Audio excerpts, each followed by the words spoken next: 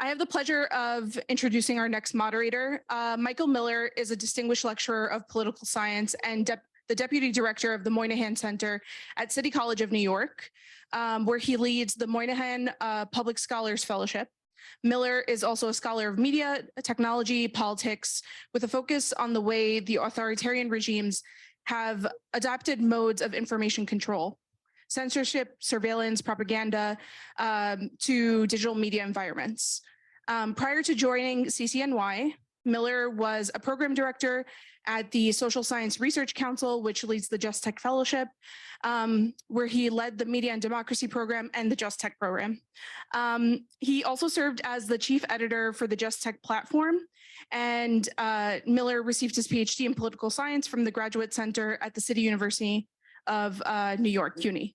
So please welcome Michael Miller.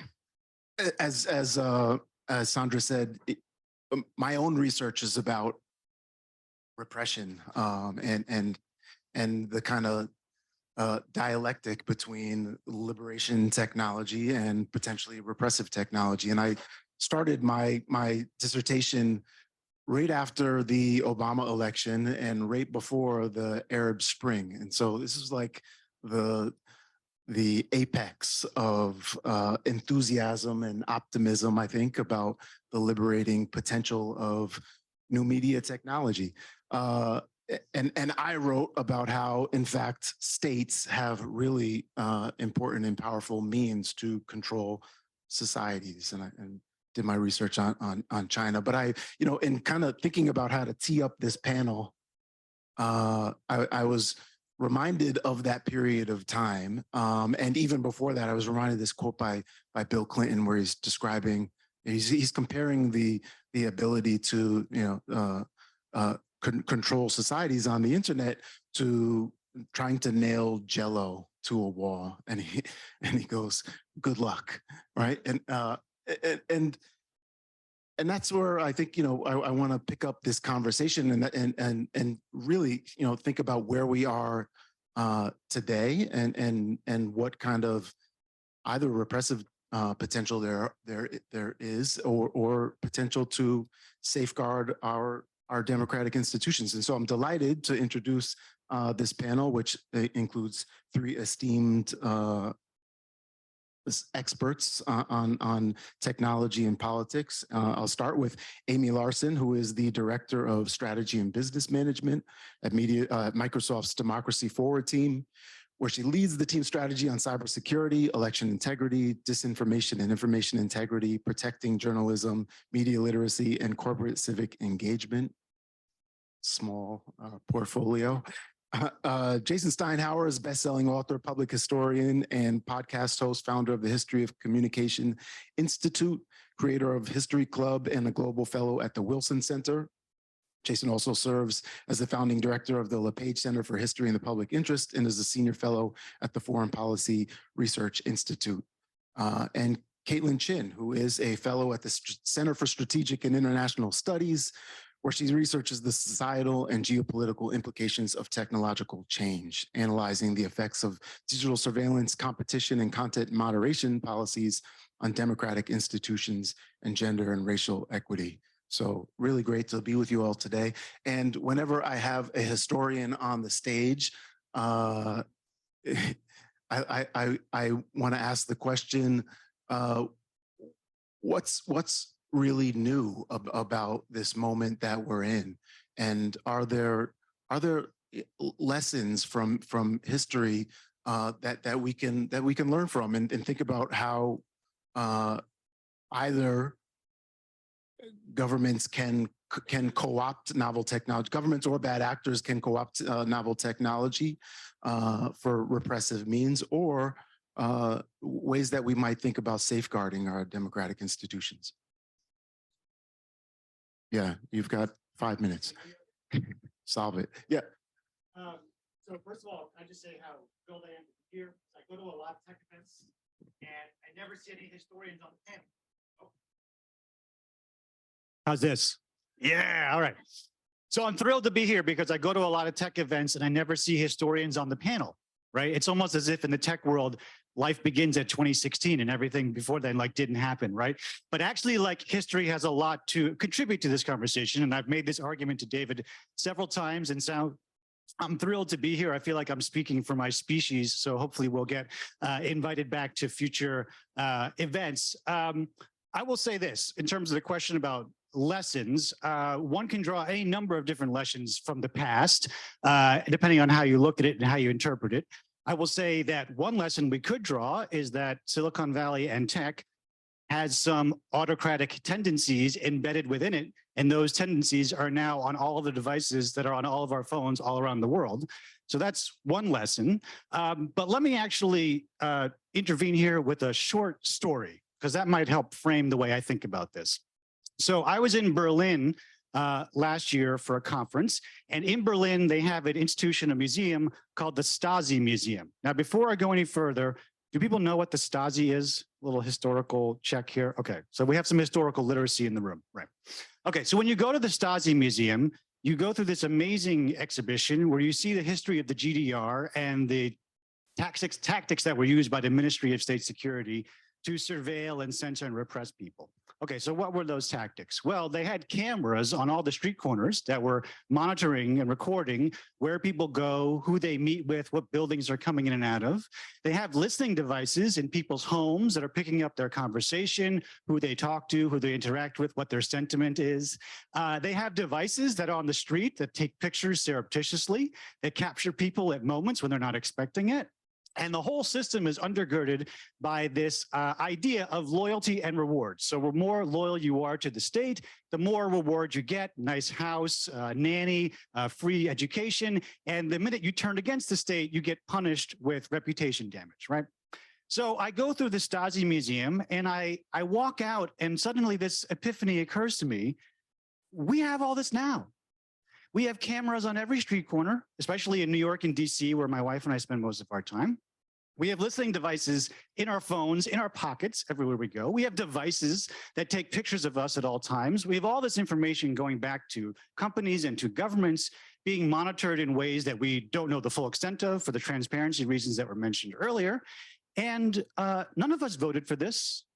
I mean, I don't remember going to any city council meeting and telling DC government or New York government it was okay to record me everywhere I go, or going to all these companies and telling them they could take all this data from me. I guess I signed some user agreement at some point when I first logged on in 2008 that allowed them to do this, that they've kept updating from time to time.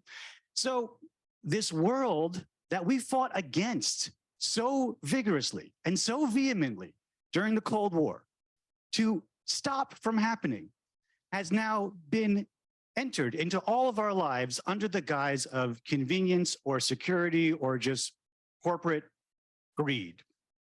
And I would say that that's a sobering thing for us all to think about, right? And I'm not equating the US government or the Canadian government with the Stasi, although if you look at some of the tactics that are done in places like China or Thailand or Turkey or Egypt or Syria, there are some really unsettling similarities, much of what is enabled by the tech that we've created here in this country.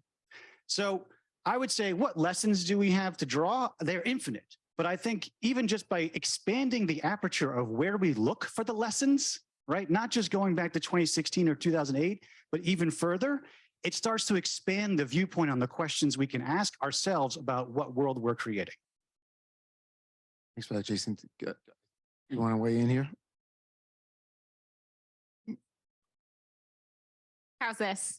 Okay, perfect. So I am not a historian, so for Nobody's me, perfect. So for me, life starts after 2016.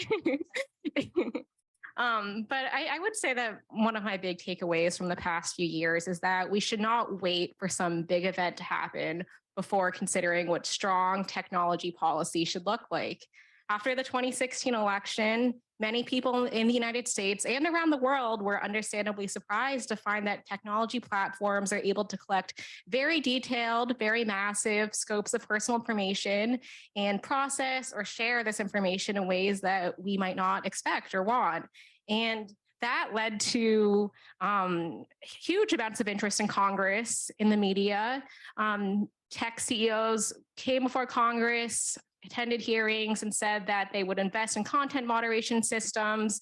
Twitter announced that it would pause political advertising, but then the news cycle changed. And now in 2023, we still don't have federal privacy legislation. There's been a lot of progress made since 2016, but some of this momentum has definitely stalled. Twitter has reversed its policy on political advertising under Elon Musk. We still don't have clear transparency rules. So I would just say that my big takeaway for the past few years is we shouldn't let the momentum die. We should still keep talking about what responsible governance looks like, whether it's how platforms collect, process, and share personal information, whether that's ways to prevent platforms from taking actions that are anti-competitive or that could potentially cause harm to users, and what responsible algorithm development looks like as well. Thanks. And maybe I should have started with this question, but and I'm thinking now that I should have. But I want to hear from each of you, and maybe starting with you, Amy, about what you think are the biggest threats to liberal democracy born of tech. And I guess I'll ask the question this way. One, what are the biggest threats now? And what are the kind of looming threats on the horizon that maybe folks aren't thinking about as critically as they should be right now? Sure, happy to jump in here. Can people hear me? Yeah, awesome. And thank you as well for hosting. Really excited to be with you all. I love to be making history on this panel with a historian. I'm sorry I couldn't help myself. In any case, it's a really big question, a really difficult one.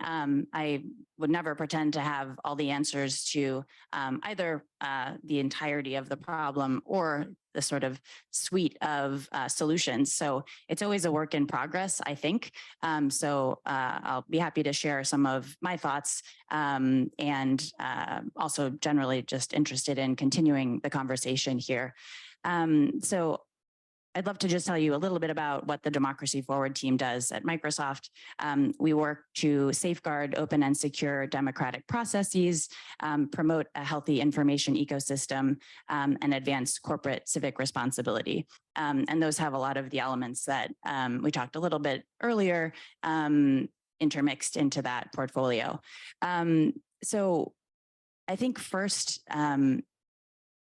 thinking back about history and the developments of technology over time, I think of, the fact that technologies generally can be used for good and for ill. I think that's very similar to the sort of generally to the position we find ourselves in now, where often tech is either services or products, I think kind of come out as values agnostic. And then it's sort of up to the developers and the users and the entire ecosystem to shape both their values and the uses to which they're put and provide feedback so that, the pieces of them that have biases obviously built in get worked out ideally over time, algorithms and others.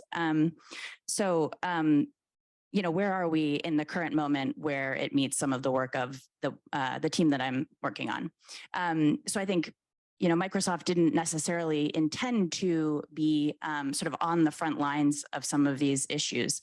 I think we'll talk a little bit more later about Microsoft's response to the war in Ukraine and some of the sort of information integrity work that came out of my team and the company and in response to that.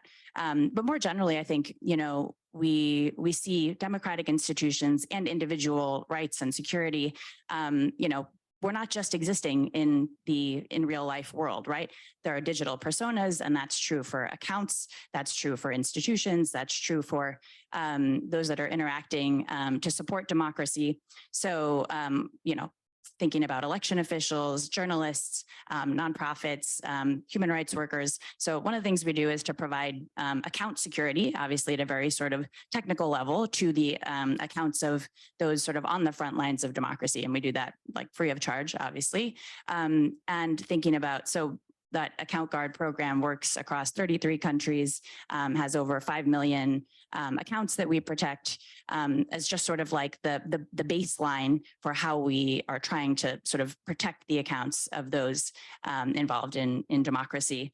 More generally, I think in particular, we've seen a lot of threats to journalism and journalists recently. The fourth estate obviously is essential to democracy, especially attacks on women journalists. And so we have a suite of programs and partnerships that are really meant to address the physical, legal, and digital security of journalists as well.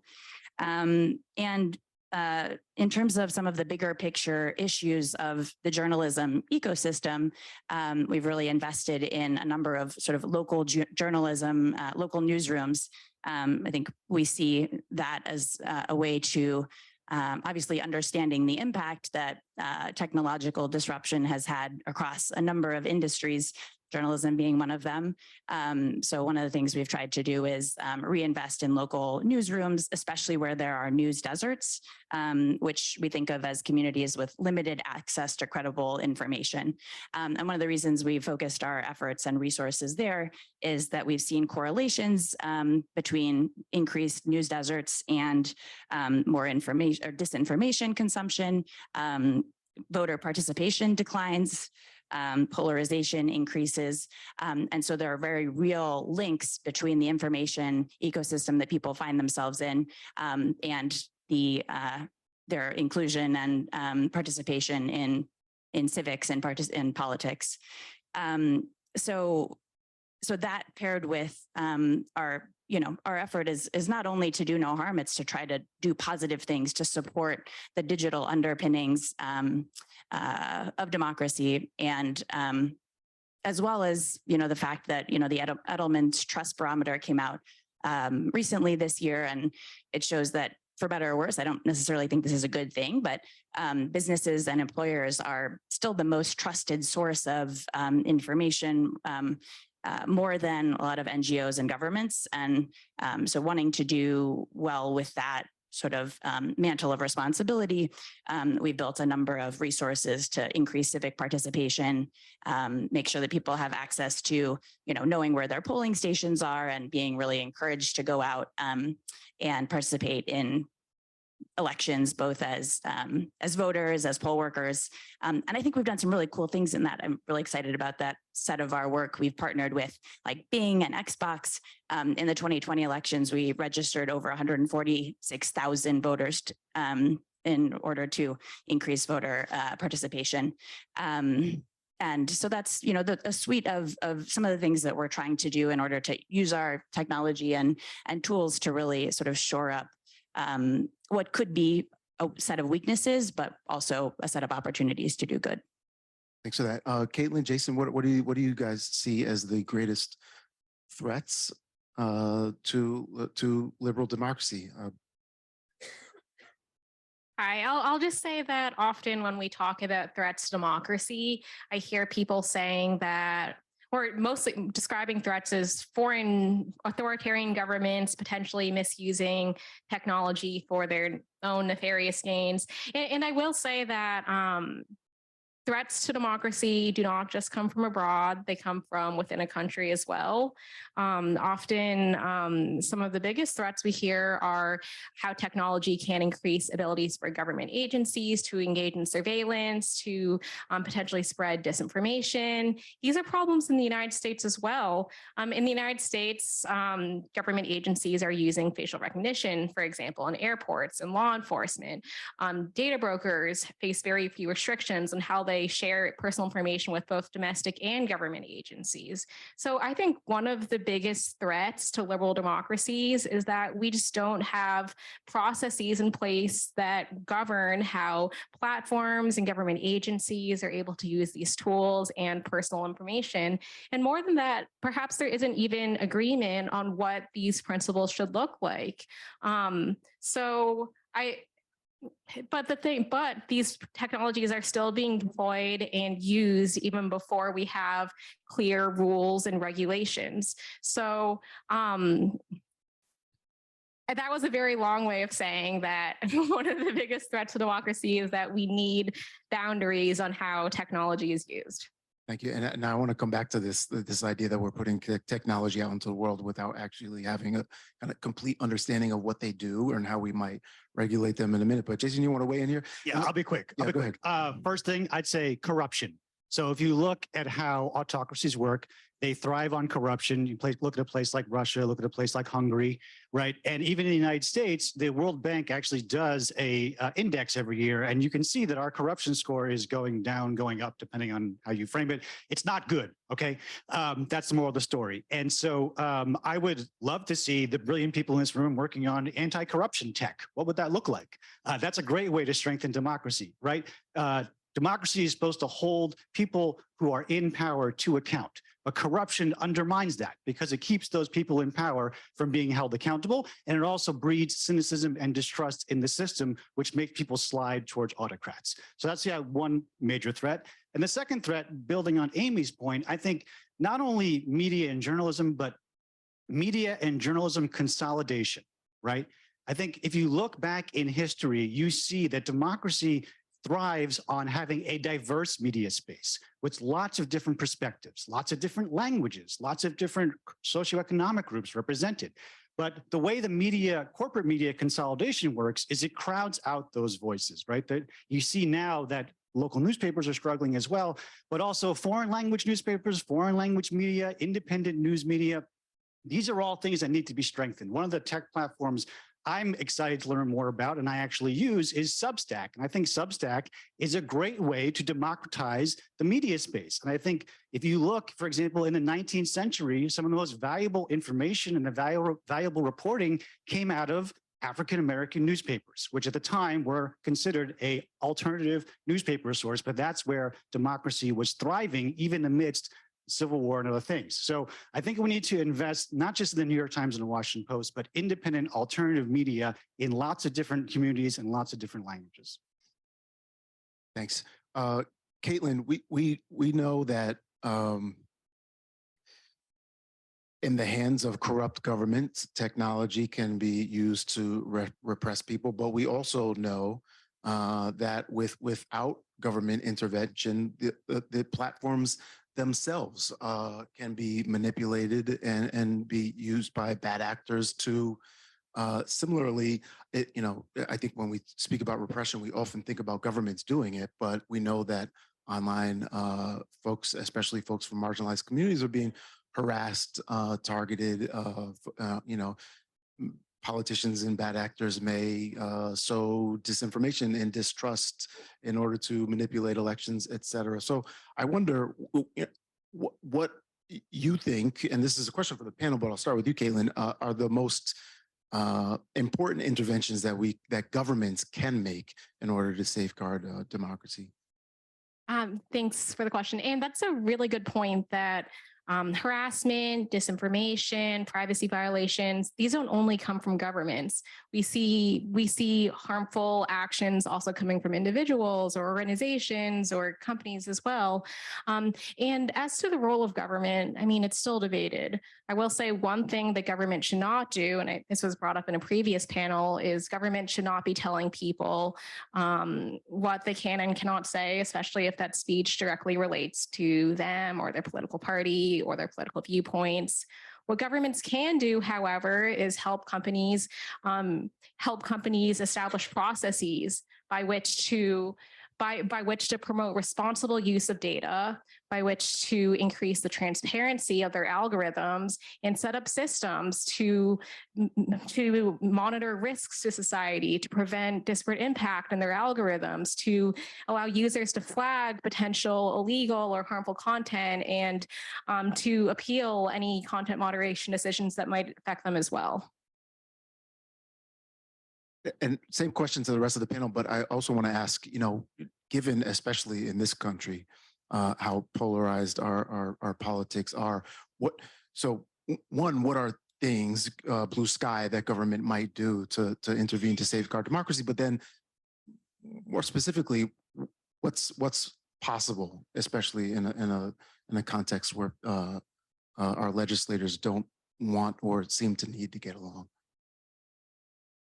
Well, to the question of what can government do, I'd say in the United States context, at least, is how about putting it on the ballot so we can vote on it?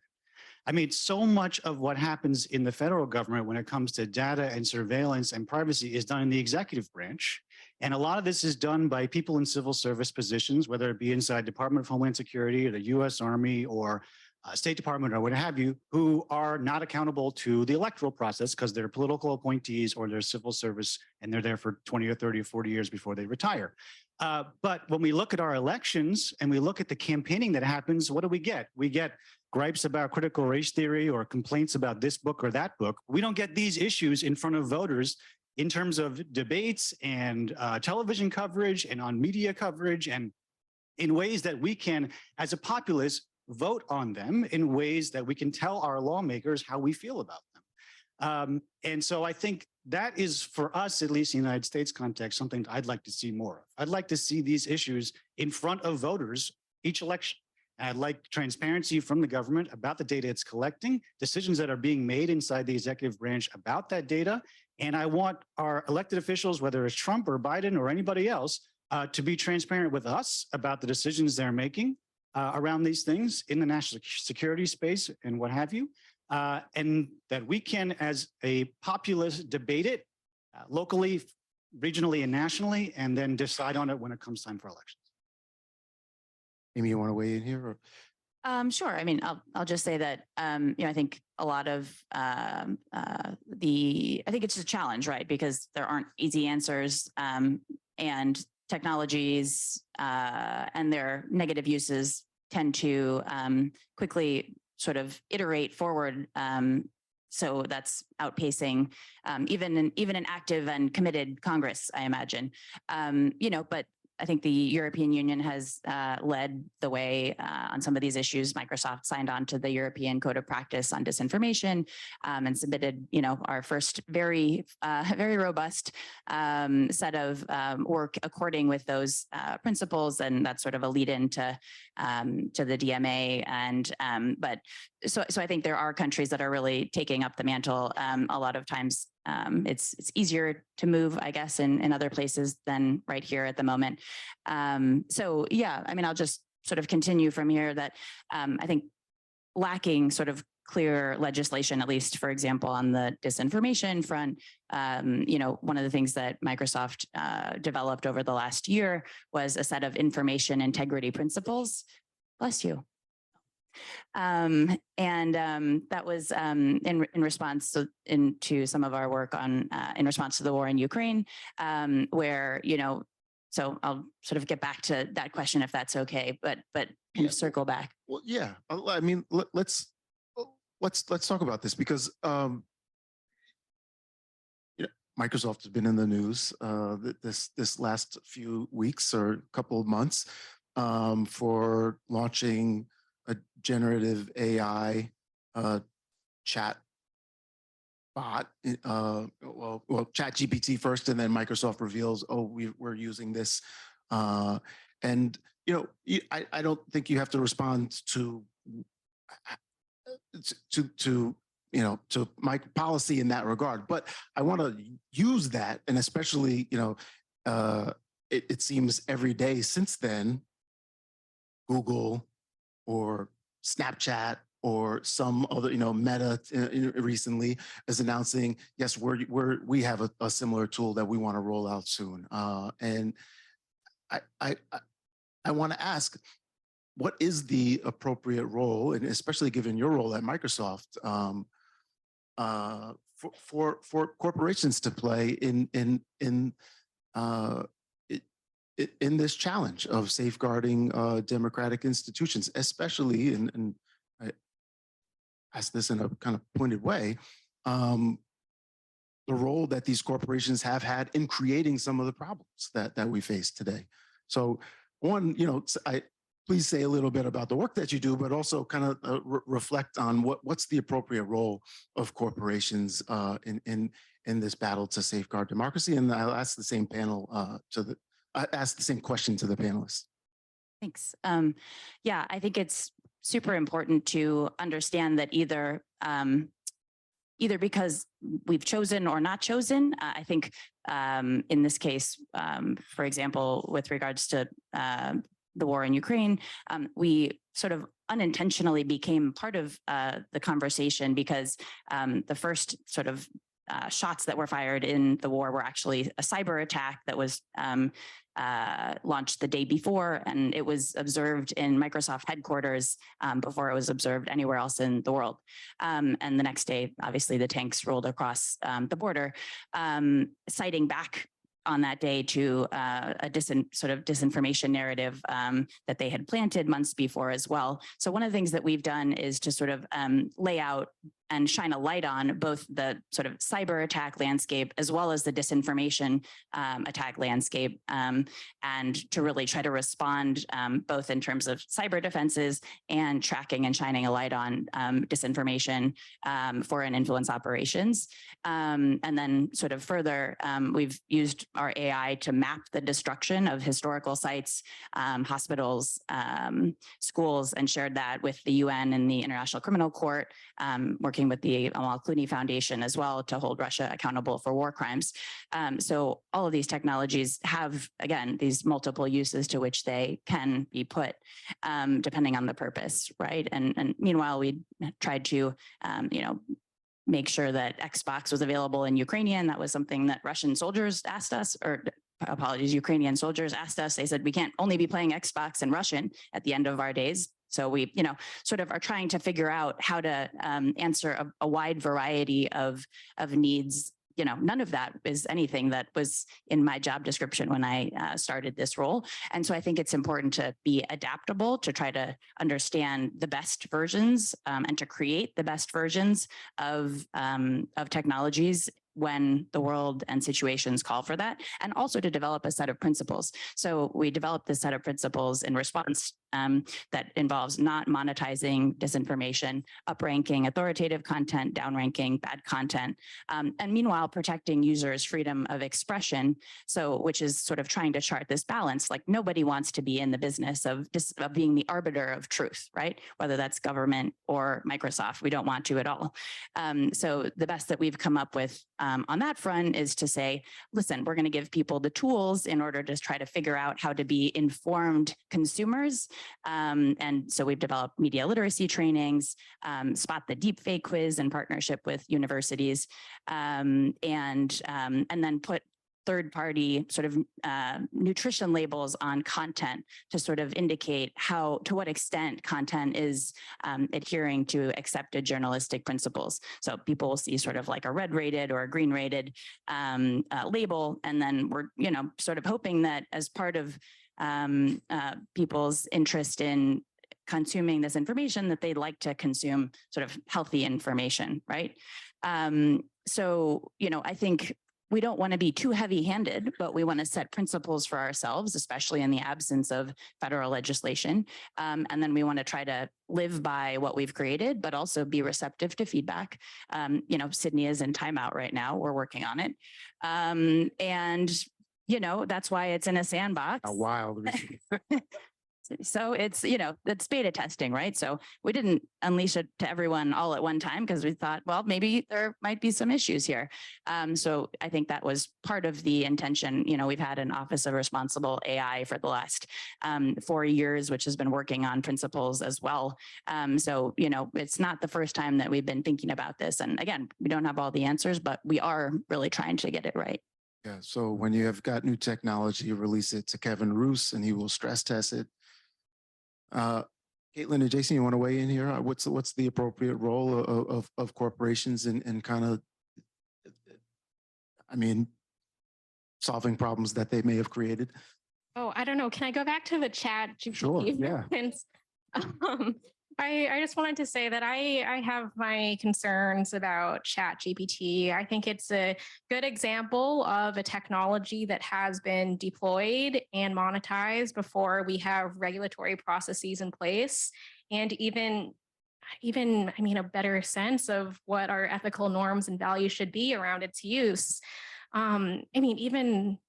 Even besides the data privacy, the disinformation, and the algorithmic bias concerns, which are plenty, the problem is in the short term, chatbots like ChatGPT aren't going to create new value, at least in the short term. In the short term, companies are going to use it to reduce costs.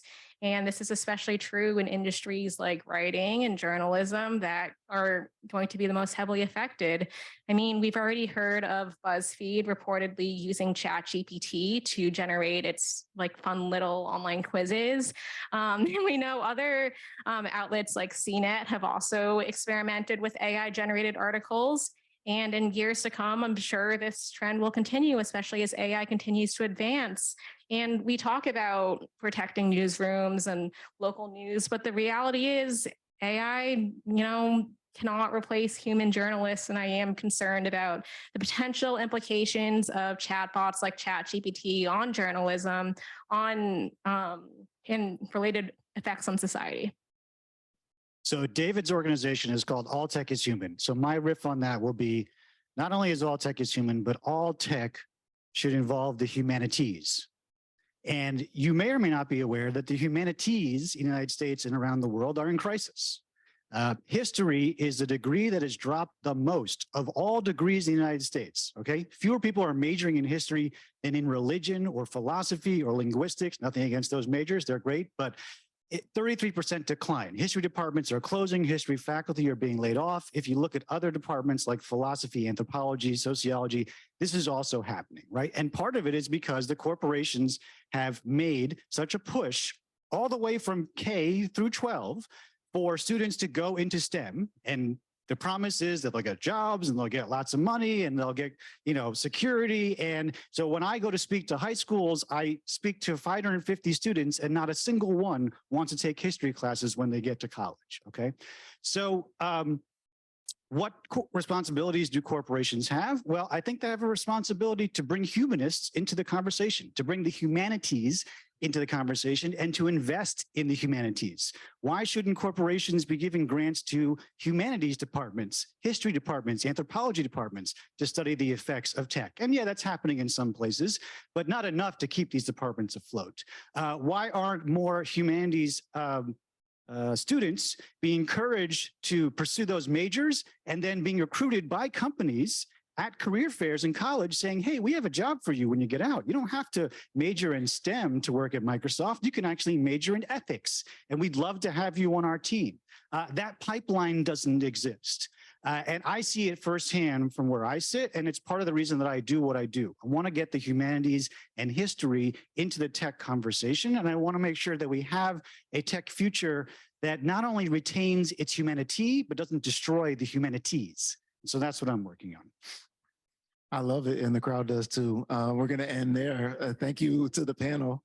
And yeah, thank you. Thank you. Yeah.